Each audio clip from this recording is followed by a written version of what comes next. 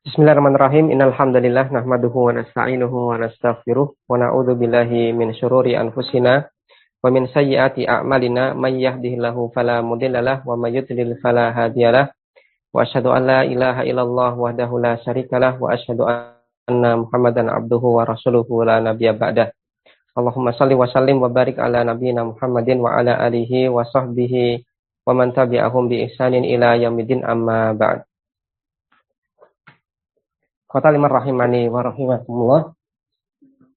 Kita lanjutkan pelajaran kita di kitab Jadulus Salik ila Alfiya Ibnu Malik.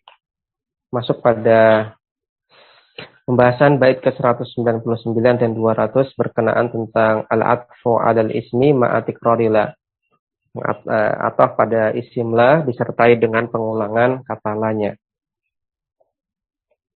Di potongan bait 199 yang ini dilanjutkan dengan bait ke-200, Ibnu Malik mengatakan wasani ij'ala marfu'an au mansuban au murakkaban. Wasani adapun untuk bagian yang kedua, yaitu kata wala quwwata. Jadi potongan awal bait ke-199 kemarin kita baca waraqibil mufrada fatihan kala haula wala quwata. Maka Ibnu Malik memberikan contoh dengan la haula wala quwata. Maka dalam la haula wala quwata, kata la haula ini kita jadikan sebagai potongan bagian yang pertama. Kemudian pada wala quwata ini kita jadikan sebagai potongan bagian yang kedua. Nah, sehingga tadi Ibnu Malik mengatakan wasani adapun untuk bagian yang kedua, yaitu bagian wala quwata, ya, kata quwatanya di sini ij'ala, ya, jadikanlah marfu'an marfu', nah, sehingga kita baca wala quwatun, au mansuban atau boleh pula kita baca mansub sehingga kita baca wala quwatan, ya, au ya murakkaba, ya, atau kita jadikan sebagai satu tarkib, ya, wala quwwata.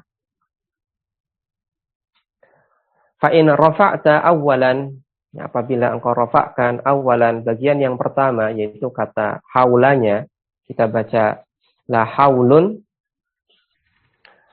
la tansiba, ya, maka janganlah engkau nasabkan, yaitu nasabkan bagian yang kedua. Ya, tidak boleh kita baca wala quwwatan. Ya, kita baca penjelasan dari Pesara untuk lebih jelasnya. Yang mana di sini pembahasan tentang cara baca kata kuwahnya pada la haula wala quwwah. Boleh kita baca seperti apa saja untuk bagian kata kuwahnya. Pensara mengatakan idza utiya ba'da la wal ismi al waqi'i ba'daha bi'atifin wa nakiratin mufradatin fala yakhlu min halataini.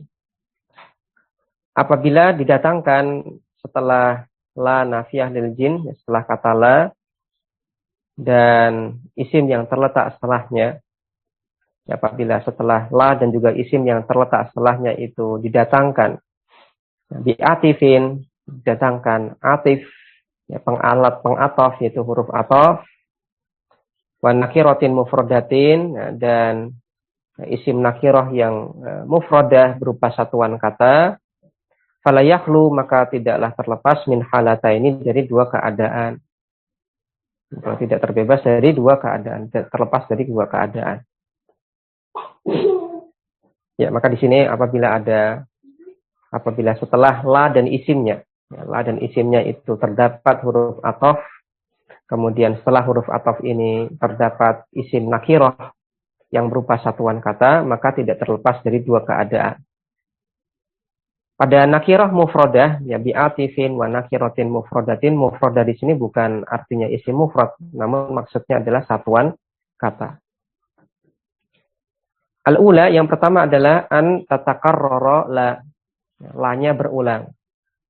Keadaan yang pertama adalah di mana la-nya berulang. Asaniyah, yang keadaan kedua adalah alla tatakarrara. Ya, la-nya tidak berulang. Nah, sekarang kita bahas dulu yang keadaan pertama, yaitu ketika yang la-nya diulang.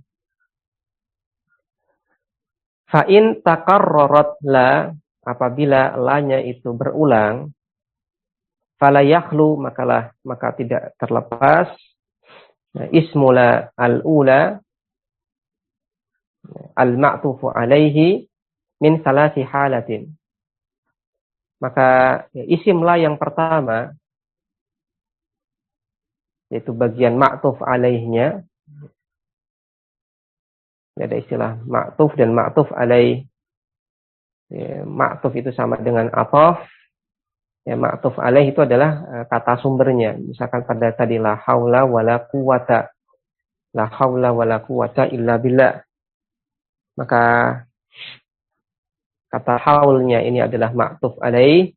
Kemudian kata quwatanya di sini adalah ma'tuf atau atof.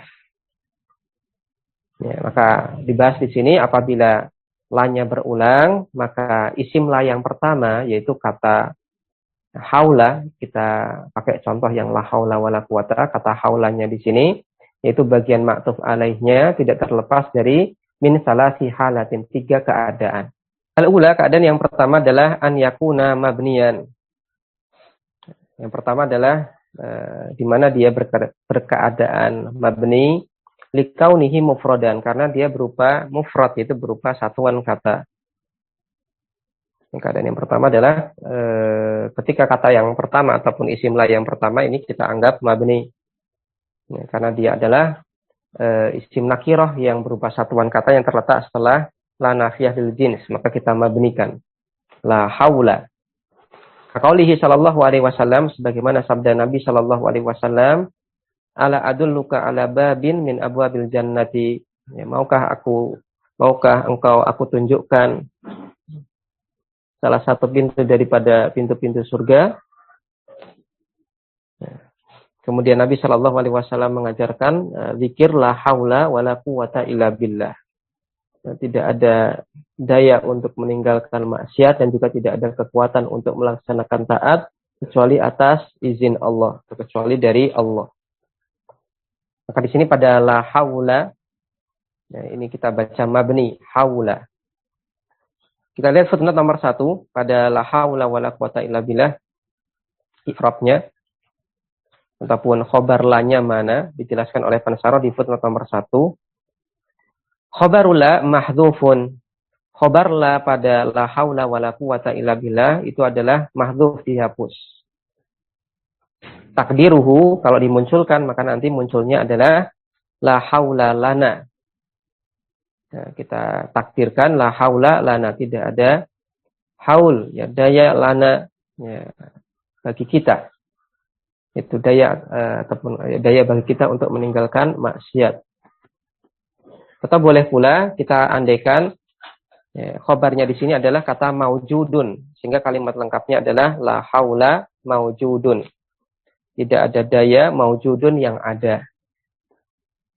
Maka takdir ataupun pengandaian khobar la untuk la haula itu boleh jadi lana, boleh jadi maujudun. Sehingga kalimat lengkapnya adalah la haula lana ataupun la haula maujudun. Wal jaru wal majruru, adapun susunan jar majrur yaitu billahi, la haula wala quwata illa billahi. Maka di sini dia merupakan susunan jar majrur muta'alliqun bil khabari, yang punya ta'alluq keterkaitan makna bil khabari dengan khabar yang dihapus tadi, yaitu kata lana ataupun kata maujudun tadi. Wal hadithu, dan hadis ini rawahu Ahmad wa Tirmidzi, diriwayatkan oleh Imam Ahmad dan Tirmidzi. Wa qala, dan Imam Tirmidzi mengatakan hadisun hasanun sahihun min hadisi Qais bin Sa'd bin Ubadah. Hadis ini adalah hadis yang hasan sahih, hadis yang berasal dari hadis yang diriwayatkan oleh Qais bin Sa'd bin Ubadah. Kemudian beralih ke halaman berikutnya. Fayajuzu fisani, maka fisani untuk potongan yang kedua, ya, potongan bagian yang kedua yaitu kata Nah, kuwatannya, nah, potongan bagian pertama kan yang haulnya, sedangkan potongan bagian yang kedua adalah kata kuwatannya. Maka untuk kata bagian atau potongan yang kedua yaitu kata kuwatannya ya juzu boleh nah, salah satu aujuhin. Nah, 3 cara baca. Nah, untuk bagian kata yang kedua yang terletak setelah la itu boleh kita terapkan 3 cara baca. Yaitu untuk kata kuwatannya. Awalan yang pertama adalah al-bina'u 'alal fathi. Boleh kita anggap dia mabni atas fathah. Sehingga nanti kita baca wala quwata. Fatakunu asaniyatu, sehingga asaniyah la yang kedua. Ya, asaniyah di sini maksudnya adalah la yang kedua. La haula wala quwata. Ada la yang pertama, ada la yang kedua. Fatakunu asaniyatu, maka la yang keduanya ini kita anggap amilatan amala inna. Dia beramal sebagaimana amalnya inna, yaitu menasabkan mubtada, merofakkan khobar.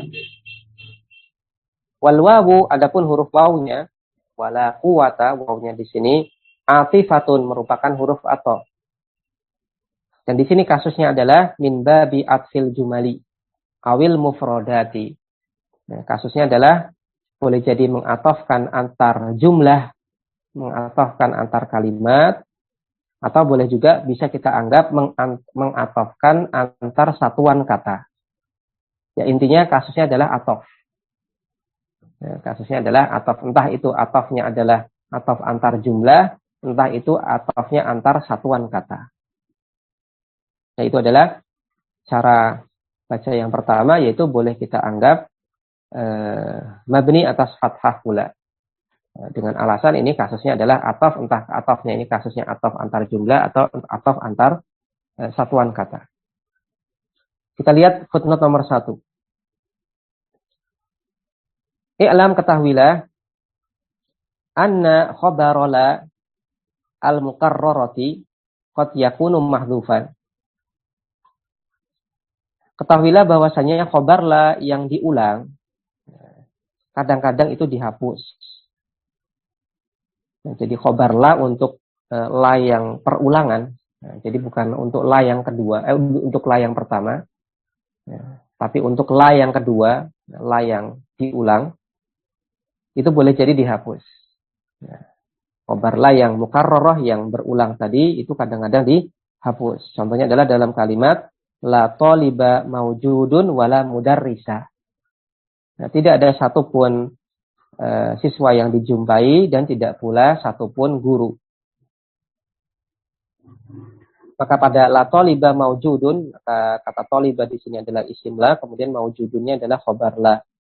Kemudian pada wala mudarrisa, ya, mudarrisa di sini adalah mabni sebagai isim la, ya, mabni fi mahalin nasbin sebagai isim la, kemudian khobarnya dihapus. Nah, apa yang dimaksud dengan wala mudarrisa? Kalimat lengkapnya adalah ai wala mudarrisa maujudun.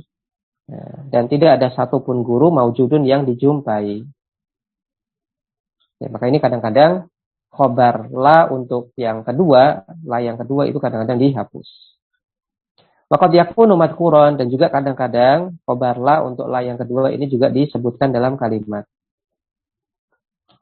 Wal atfu fihima, ya, dan kasus atau fihima untuk dua kondisi tadi, baik untuk la kedua yang disebutkan atau la kedua yang khobar la yang kedua disebutkan ataupun khobar la yang kedua itu dihapus. Min babi atfil jumlati alal jumlah.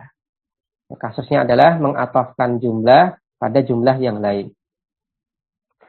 Kemudian fa in kana al khabaru al mazkuru sholihan lahumma ma'an. Apabila khobar yang disebutkan dalam kalimat itu bisa dianggap sebagai khobar untuk kedua isim la itu secara bersama-sama, secara sekaligus. Jadi khobarnya cuma satu, jadi isim la-nya dua, kemudian khobarnya cuma satu. Ya, semisal dalam kalimat la kitaba wala qalama ma'at talibi. Ya, tidak satupun kitab dan tidak satupun pulpen ma'at talibi, ya, yang dibawa oleh Ya, tolibi, siswa itu. Ya, siswa itu nggak bawa satupun kitab dan satupun pulpen. Maka di sini kata kitabah itu adalah isim la, kemudian kata kolama juga isim la. Kemudian khobarnya satu, yaitu ma'at tolibi. Ma'at tolibi di sini dia bisa dijadikan sebagai khobar la sekaligus untuk kata kolam dan kata kitab. Maka dalam kondisi ini fahuwa min atfil mufradi alal mufradi. Ya, in ja'alna al-khabara lahuma ma'an. Maka ini kasusnya adalah mengatofkan satuan kata pada satuan kata. Apabila kita jadikan khobarnya itu sekaligus untuk kedua isim lainnya. Nah, itu tadi pada contoh la kitaba wala qalama ma'at talibi, maka kita andaikan ma'at talibi ini itu dia merupakan khobar sekaligus untuk kata kolama dan kata kitabah. Dan secara makna ini masuk, logis. Maka untuk kasus yang seperti ini, kasusnya adalah mengatofkan satuan kata kepada satuan kata yang lain. Fa'in qaddarna khobarola asaniyata, apabila kita hapus atau kita lasapkan khobar la yang kedua, fahuwa min babi atfil jumlati alal jumlati kama taqaddama. Maka ini adalah termasuk mengatofkan satu jumlah kepada jumlah yang lain sebagaimana penjelasan yang telah lewat. Ya, ala kulli hal di sini beliau ingin berusaha menyampaikan apa perbedaan kasus antara atof jumlah dengan atof antar satuan kata. Maka tadi disampaikan oleh pensyarah, ya apabila khobar yang dihapus itu adalah khobar la yang kedua, nah, jadi la-nya berulang, ya, khobar la yang pertama, khobar untuk la yang pertama disebutkan, kemudian khobar untuk la yang kedua itu dihapus. Nah, contohnya tadi la toliba maujudun wala mudarisa. Kalau contoh kasusnya seperti ini, maka ini adalah contoh kasus pengatofan antar jumlah. Maka la mudarisa di sini kalimat asalnya adalah la mudarisa maujudun. Maka la mudarisa maujudun ini satu kesatunya diatofkan pada la toliba maujudun. Namun apabila kasusnya adalah di mana ada satu khobar yang bisa dijadikan untuk khobar kedua isim la secara sekaligus. Nah, contohnya tadi la kitaba wa la qalama ma'at talibi. Maka isim la-nya ada dua, yaitu kata kitaba dan kata qalama. Kemudian ada satu bagian kalimat yang bisa kita jadikan sebagai khobar untuk keduanya. Nah, otomatis ini bisa kita pahami dari makna. Itu kata ma'at talibi. Maka kalau kasusnya seperti ini, maka ini kasusnya adalah pengantofan antar satuan kata. Yaitu kata kolama di sini diatofkan kepada kata kitabah. Ala kulli hal di sini ringkasnya ini kasusnya adalah atof. Ya, kasusnya adalah atof. Itu adalah kondisi yang pertama ataupun cara baca yang pertama untuk potongan bagian kata yang kedua, yaitu kata kuatannya. Kata kuatannya di sini kita anggap mabni, dan kasusnya di sini adalah kasus pengatofan. Entah atofnya itu adalah atof dianggap atof antar jumlah, entah itu atofnya dianggap atof antar satuan kata. Kembali ke atas, cara baca yang kedua untuk kata kuahnya di sini, boleh kita baca an-nasbu, boleh kita baca mansub. Sehingga nanti kita baca wala quwatan. Wala quwatan. Alasannya apa? Boleh kita baca wala quwatan atfan ala mahallis mila. Ya, sebagai atof, dianggap atof pada kedudukan isim la. Atof pada kedudukan isim la. Apa maksudnya atof pada kedudukan isim la? Ya, maka kurang lebih di sini ringkasnya kata kuwatan di sini dia dianggap diatofkan ke kata haula, dan kita ingat bahwasanya la ini kan dia menasabkan isim merofakkan khobar. menasabkan isim dan merofakkan khobar. Ya, maka isim la itu pada asalnya mansub. Nah, isim la itu adalah pada asalnya mansub. Nah, bukan mabni fi mahali nasbin. Nah, karena mengingat hal itu, ya, maka karena ini diatofkannya ke mahalnya, ke kedudukannya, itu kedudukan nasabnya, ya, maka bisa kita baca wala kuwatan. Nah, dengan alasan tadi, karena ini atofnya ke mahal isim la-nya. Yang mana asal isim la itu adalah mansub. Karena sebagaimana kita bahas, la nafiyah lil jins, dia fungsinya adalah menasabkan mubtada, merofakkan khobar sebagaimana inna. Maka pada asalnya isim la itu mansub. Nah, maka di sini dijadikan sebagai alasan untuk boleh dibaca wala quwwatan. Lalu bagaimana dengan status la yang kedua? La haula wala quwwatan. La yang kedua ini bagaimana statusnya? Wa takunu asaniyatu, maka la yang kedua takunu menjadi zaidatan. Nah, sebagai huruf zaidah li taukidin nafyi, fungsinya adalah untuk menegaskan makna peniadaan, untuk menegaskan makna nafinya, makna tidaknya. Wala amalalaha, dan tidak ada amalan untuknya, intinya dia tidak beramal. Maka untuk cara baca yang kedua ini la haula wala quwwatan illa billah, ya, maka kata kuwatan di sini dianggap atof, ya, atof ke mahal isim la yang pertama yaitu kata haula, kemudian la keduanya yang la yang merupakan perulangan dari la yang pertama dianggap sebagai huruf zaidah dan dia tidak beramal. Namun dikatakan oleh Pensaro di sini wa hadza ad'aful aujuhi. Namun ini merupakan cara baca yang paling lemah. Di anna fihi nasbul ismi al-mufradi ma'a wujudillah. Karena di dalamnya terjadi kasus menasabkan isim al-mufrad yang berupa satuan kata. Ma'a wujudillah, padahal adalah nafiyah lil jins. Wa haqquhu al-bina'u, padahal harusnya dia mabni. Maka memang betul hukum asal isim la itu adalah mansub.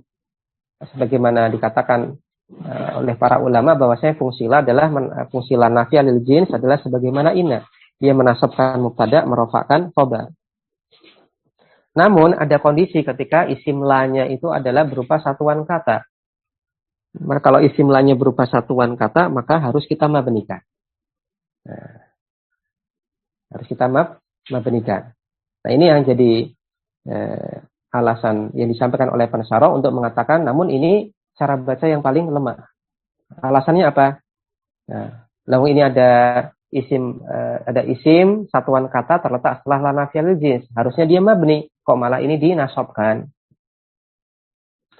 Tsumma qalu, kemudian qalu, ya para ulama nahwu berpendapat bi ziyadatiha litaswihil atfi. Para ulama berpendapat bi ziyadatiha, bahwasanya la-nya ini adalah la zaidah litaswihil atfi, untuk membolehkan kasus ataf. Wala mujiba lidzalik, padahal tidak ada faktor yang mengharuskan hal tersebut. Ya, enggak harus kita andaikan bahwasanya la yang kedua itu adalah la zaidah kemudian boleh mengatofkan. Ya, hatta sampai-sampai inna Yunus bin Habibin, sampai Yunus bin Habib wa jama'atan, dan sebagian dan sejumlah ulama nahwu khassu an-nasba bidarurah. Mereka mengkhususkan kondisi nasab, bolehnya nasab bidarurah, untuk kondisi darurat. Katanwinil munada, sebagaimana kasus mentanwin munada. Ya, maka intinya di sini disampaikan oleh Pensaro bahwasanya cara baca yang kedua ini adalah cara baca yang paling lemah. Ya, lemah dari mana alasan kita katakan paling lemah? Dari alasannya. Ya, karena sebagaimana tadi kita sampaikan memang betul ini hukum asal isim la adalah mansub. Namun ini adalah kondisi khusus di mana isim lanya berupa satuan kata. Nah, dan berdasarkan penelitian kalau isim lanya berupa satuan kata maka dia harus mabni. Itu mabni atas fathah misalkan. Mabni atas tanda nasabnya. Nah, maka bagaimana mungkin kita mau menasobkan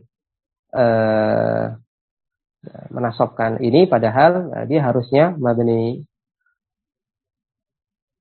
Nah, kemudian berkaitan tentang alasan sebagian ulama yang mengatakan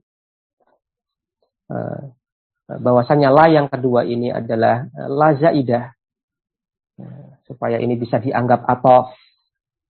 Nah, maka komentar dari pensyarah wala mujiba lidzalik. Sama sekali nggak ada faktor yang mengharuskan hal itu. Nggak harus kemudian kita katakan lanya la zaidah kemudian baru boleh diatofkan, kita atofkan kata kuatan ke kata haulnya. Tidak tepat seperti itu. Kemudian bukti yang lain yang beliau sampaikan bahwasanya ya, Yunus bin Habib dan sejumlah ulama itu khasu an-nasba bidarurah. Mengkhususkan kasus nasab, kemudian isimnya boleh ditanwin, itu untuk kasus darurat saja. Semisal kasus mentanwin munada, maka pada asalnya munada apabila ini munadanya adalah tentunya munada al-maqsud, karena kasus munada itu seringnya adalah munada al-maqsud. Kasus munada memanggil orang.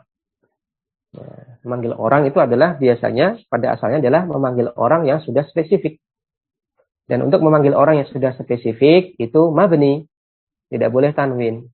Ya Muhammadu, wahai Muhammad. Ya rajulu, wahai sang laki-laki misalkan. Maka orangnya sudah spesifik, maka mabni. Nah, boleh nggak kemudian kita nasabkan? Ada suatu keadaan boleh nasab. Misalkan kita katakan ya rojulan. Namun ini kasusnya adalah darurat. Artinya adalah tidak dalam kasus asal. Ya rojulan ankit nih, wahai laki-laki tolong saya itu ketika keadaannya di situ dia minta tolong kepada seseorang manapun untuk menolong dia. Atau yang kita kenal dengan kasus nakirah ghair maksudah. Kemudian cara baca yang ketiga untuk kata kuahnya. Di poin berikutnya, salisan cara baca yang ketiga adalah ar-raf'u. Boleh kita baca rofa, sehingga nanti kita baca wala quwatun. Apa alasannya? Atfan ala mahallila wasmiha. Karena diatofkan pada kedudukan la sekaligus isimnya. Artinya di sini dianggap la dan isimnya. La dan isimnya itu jadi satu kesatuan. Nah, dan dia dianggap sebagai mubtada sebagaimana disampaikan di sini di annaha fi mawdhi'i raf'in bil ibtida'i inda sibawai. Karena la dan isimnya ini dianggap satu tarkib. Nah, la dan isimnya ini diandekan atau dianggap satu tarkib dan dia mendahului kalimat, maka isim yang mendahului kalimat maka ini merupakan mubtada. Dan dikatakan oleh pensyarah di sini indah Sibawai, menurut pendapatnya Sibawai. Li'annaha fi mawdhi'i raf'in bil ibtida'i indah Sibawai. Karena la dan isimnya ini dianggap satu kesatuan dan dia menduduki kedudukan rafa bil ibtida'. Ya, karena dia mengawali kalimat indah Sibawai menurut pendapat Sibawai. Wa takunu la zaidatan, sehingga la yang keduanya, la yang kedua, la haula wala quwatun, ya, la yang kedua yaitu sebelum kata kuwatun ini dianggap sebagai zaidah tambahan. Atau takunu amilatan amala laisa. Kita anggap la-nya di sini dia adalah beramal sebagaimana amalannya laisa. Nah, laisa, amalannya laisa berarti dia merofakkan mubtada, menasabkan khabar. Wa ma ba'daha huwa ismuha marfu'un, dan kata yang terletak setelahnya maka berkedudukan sebagai isimnya marfu'un dan beri'rab marfu'. Wa tufidu nafyal jinsi, dan tufidu dia menunjukkan nafyal jinsi, meniadakan jenis. Karena ada la yang beramal sebagaimana amalan laisa yang juga menunjukkan menafikan jenis. Atau boleh kita anggap bahwasanya kata kuwatun di sini au mubtadaun, atau boleh kita anggap mubtada walaisa lillah amala fihi, walaisa lillah amalun fihi, dan la-nya di sini sama sekali tidak beramal pada kata kuwatunnya. Wa minhu qaulus syair, di antara contoh yang lain adalah semisal pada perkataan penyair, hadza la amrukum as-sagharu bi ainihi. Hadza, hal ini, la amrukum, ya, demi kehidupan kalian. Ya, la amrukum ini amr artinya di sini adalah al-hayah, kehidupan. Ya. Hal ini demi kehidupan kalian merupakan as-sagharu, kehinaan bi ainihi, itu sendiri. La umuli in kana zaka wala abu. Aku tidak punya ibu dan tidak punya bapak, meskipun kalau seandainya ada bapak dan ibu. Ya, kita lihat footnote nomor 2. Pada la'amrukum, al-amru di sini bi fathin wa sukunin, dengan menfathah ainnya dan mensukun mimnya. Artinya adalah al-hayatu, kehidupan. Maka la'amrukum artinya demi kehidupan kalian. Ya, bahasa kita demi hidup, demi kehidupan. Kemudian as-sagharu, kata as-sagharu di sini biwazni as-sahabi. Ini sewazan atau sepola dengan kata as-sahab. Apa yang dimaksud dengan as-saghar? Wa huwa ad-dhullu wal haqaratu. Maksudnya adalah kehinaan. Wa huwa khabarul mubtada'i hadza. Dan dia berkedudukan sebagai khobar untuk mubtada, yaitu mubtadanya kata hada. Maka hada ini mubtada, kemudian kata as-sagharu ini khobarnya. Wal mubtada'u ya, amr wa khobaruhu al-mahdhuf jumlah mu'taridah. Adapun pada la'amrukum, ya, la'amrukum, ya, maka lamnya di sini adalah lam untuk bersumpah. Kemudian kata amru di sini adalah mubtada, nakumnya adalah mudhof ilaih, kemudian khobarnya mahdhuf. Takdirnya kalau dimunculkan adalah la amrukum qasami. Demi hidup qasami, aku bersumpah. Tapi khobarnya ini dihapus. Maka disampaikan oleh penulis di sini, susunan mubtada yaitu kata amr, yaitu amrukum, dan khobarnya yang dihapus yaitu tadi kita sampaikan kalau munculnya adalah kata qasami, aku bersumpah. Maka satu kesatuannya ini merupakan jumlatun mu'taridatun, merupakan jumlah i'tiradiyah. Ya, intinya di sini adalah la amrukum ini sumpah, dan di sini dia cuma sekedar kalimat sisipan. Kemudian kata bi ainihi ini merupakan susunan jarun wa majrurun muta'alliqun bi mahdhufin halun. Ya, susunan jar majrur punya kaitan makna dengan sesuatu yang dihapus.